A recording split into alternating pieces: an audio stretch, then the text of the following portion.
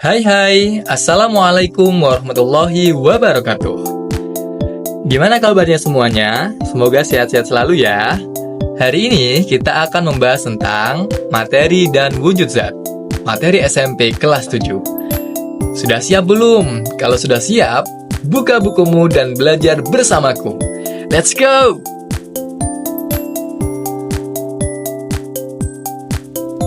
Apa itu materi?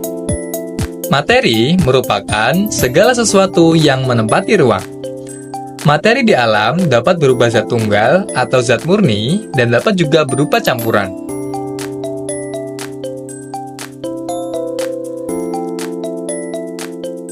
Wujud zat dibagi menjadi 3. Yang pertama ialah zat padat, contohnya paku besi dan kayu.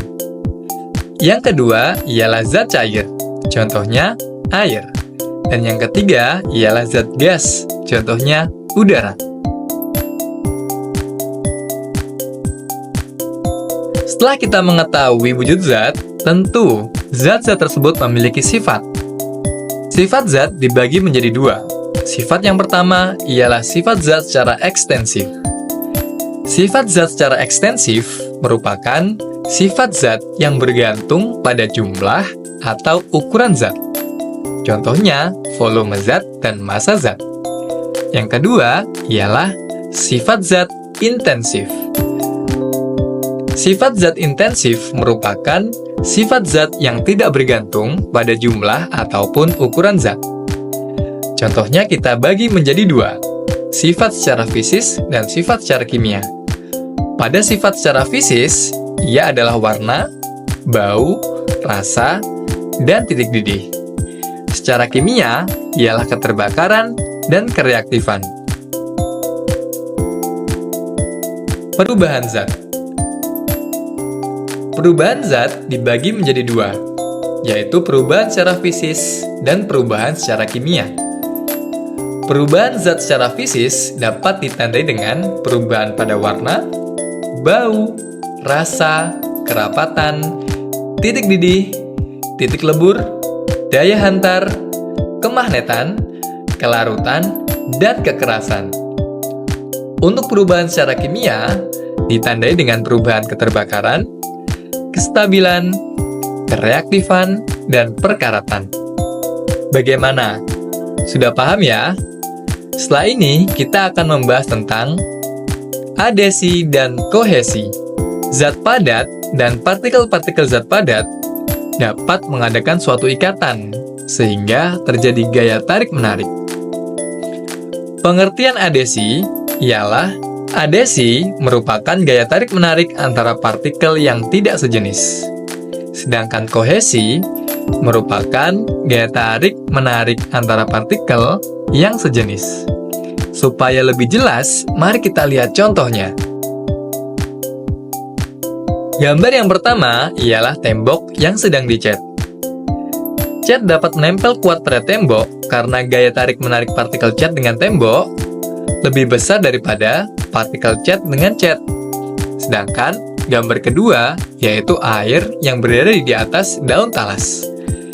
Air tidak dapat menempel pada daun talas karena gaya tarik-menarik antara partikel air lebih besar daripada gaya tarik-menarik antara partikel air dengan daun talas. Meniskus. Saat zat cair dituangkan ke dalam tabung, permukaannya akan berbentuk cekung atau cembung.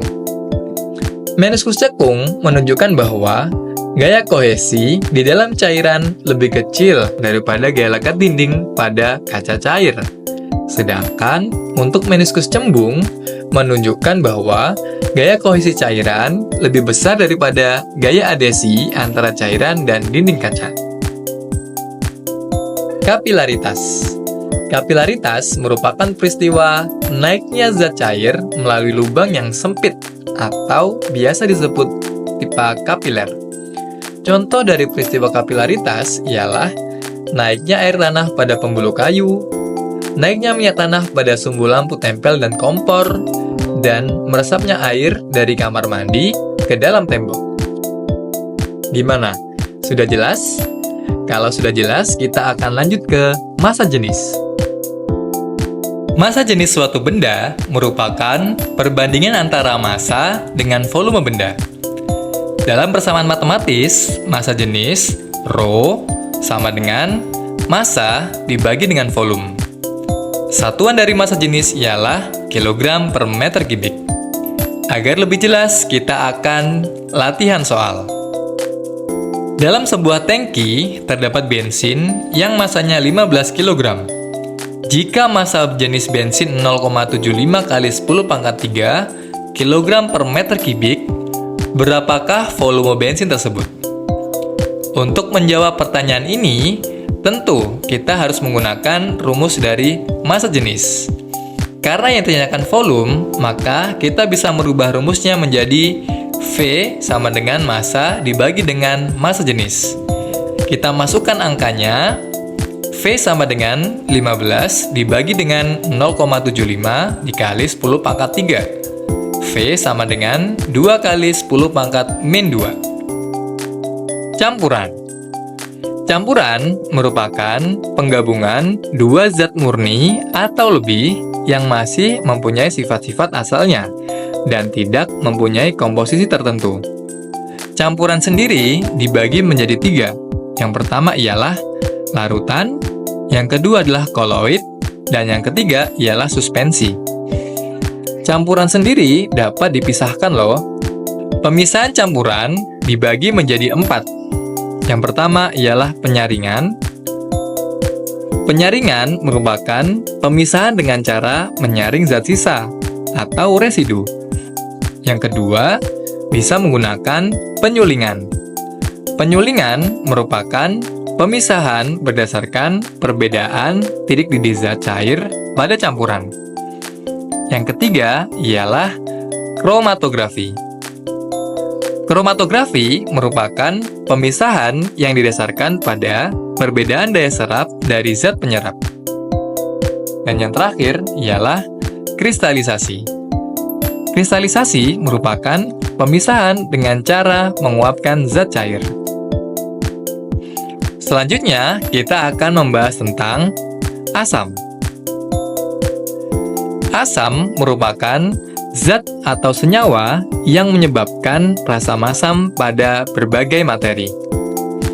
Berdasarkan asal terbentuknya, asam dibagi menjadi 2. Yang pertama ialah asam organik, dan yang kedua ialah asam anorganik. Untuk asam organik merupakan asam yang berasal dari makhluk hidup, dapat diperoleh secara alami, dan memiliki atom karbon. Asam organik bisa dihasilkan oleh tumbuhan dan hewan. Asam organik yang dihasilkan oleh tumbuhan contohnya ialah asam sitrat, asam maleat, asam tartat, vitamin C, asam asetat, dan asam benzoat. Sedangkan yang dihasilkan oleh hewan berupa asam format oleh semut, sengatan lebah, dan asam asetat oleh bakteri tertentu.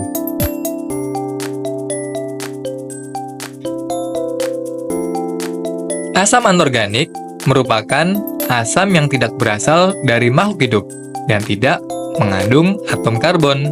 Contoh dari asam anorganik ialah asam sulfat, asam klorida, asam nitrat, dan asam fosfat. Setelah kita membahas tentang asam, kita akan membahas tentang basa. Basa adalah zat atau senyawa yang dapat bereaksi dengan asam, menghasilkan senyawa yang disebut garam. Contoh dari basa ialah natrium hidroksida, amonium hidroksida, kalsium hidroksida, dan aluminium hidroksida. Indikator asam dan basa. Salah satu indikator yang digunakan untuk mengetahui sifat asam dan basa suatu larutan yaitu dengan menggunakan kertas lakmus. Kertas lakmus terdiri atas lakmus merah dan lakmus biru. Pada larutan asam, kertas lakmus biru akan berubah menjadi warna merah. Sedangkan pada larutan basa, kertas lakmus merah akan berubah menjadi biru.